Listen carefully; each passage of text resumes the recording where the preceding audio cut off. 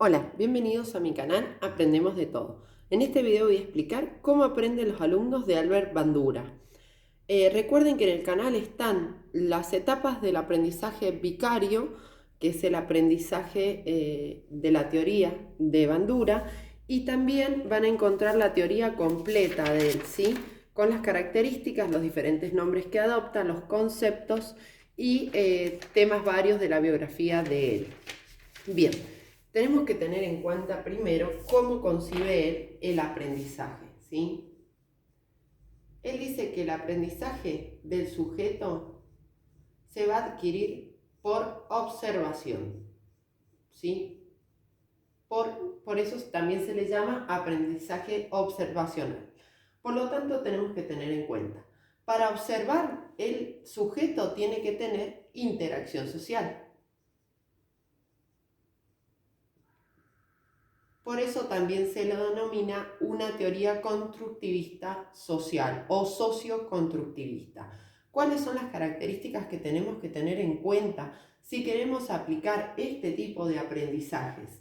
Primero, la interacción social, por lo tanto el trabajo grupal, ¿sí? Este trabajo grupal lo podemos adaptar tanto en un ABP, ya sea un ABP, aprendizaje basado en proyecto, o un ABP, aprendizaje basado en problemas, ¿sí? Ambos están en el canal si quieren más detalles de estos tipos de aprendizaje. También el aprendizaje colaborativo.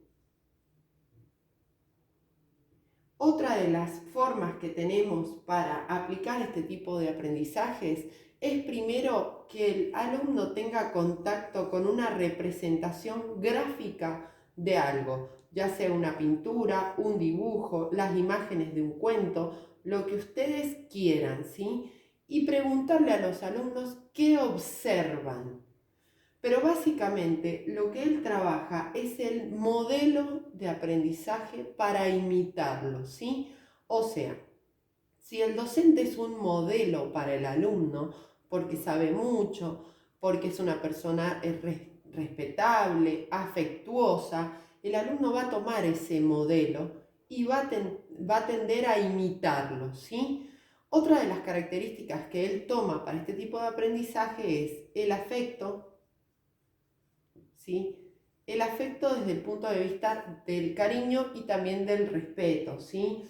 Adaptar la interacción según la edad, ¿sí? O sea, ahí les explico.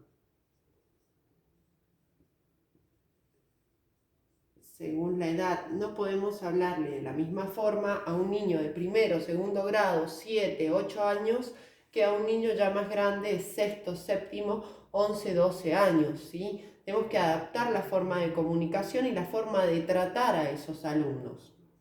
Bien, y otro tema que él toma, dice que el refuerzo no es necesario. ¿A qué se debe este pequeño concepto? Recuerden que esta teoría es cognitiva conductual. Si bien observamos conductas, también observamos actitudes. Entonces él dice que no es necesario el refuerzo porque el refuerzo se observa cuando el sujeto ve a una persona actuar y ésta tiene consecuencias positivas o negativas. Por ejemplo, si un niño ve al hermano que estudia mucho y los padres recompensan esa conducta, ese modelo, ese niño va a tender a imitar la conducta del hermano. ¿Entienden? De la misma manera, esto se puede reproducir en conductas malas. Por ejemplo, si el niño ve que el padre roba, ¿sí? Y esto trae un refuerzo de dinero y ve que es positivo, el niño va a tender a hacer lo mismo, ya que no va a ver las consecuencias a futuro. Bien, espero que les haya servido, les aconsejo vean los otros videos que se relacionan con Bandura y cualquier duda que tengan comenten. Si te sirvió, suscríbete y regálame un me gusta. Gracias.